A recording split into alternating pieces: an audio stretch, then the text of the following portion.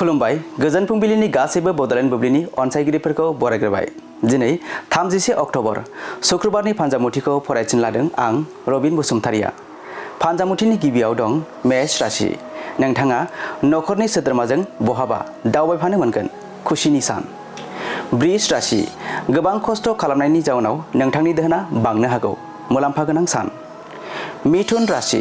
नोंथांनि मावनो लानाय खामानिफोराव गुलुं गुजुं नुजाथिनो हागौ, खामानिखौ सानै हयै मावनांगोन। कर्कट राशि।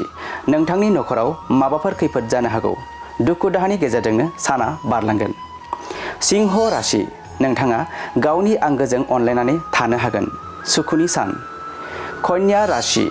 माबा गोनां खामानिनि थाखाय नोंथाङा बहाबाफोर दावबायनांनो हागौ, मोजां सान।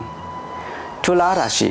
मोजां मोनलायनायनि गेजेराव जेंना जेंसि सोमजिनो हागौ, असान्थिजोंनो साना बारलांगोन।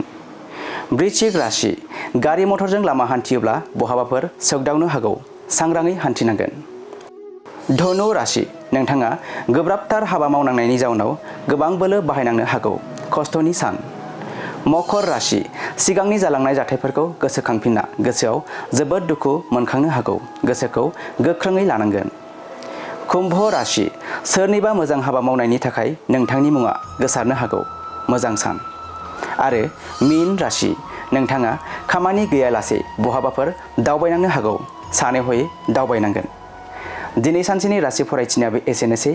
आसा खालामो नोंथांनि दिनैनि साना मोजाङै मोजां थांगोन, बेखौ बड'लेण्ड बुब्लि नखरनिफ्राय मिजिंथिबाय। गोजोन्थों।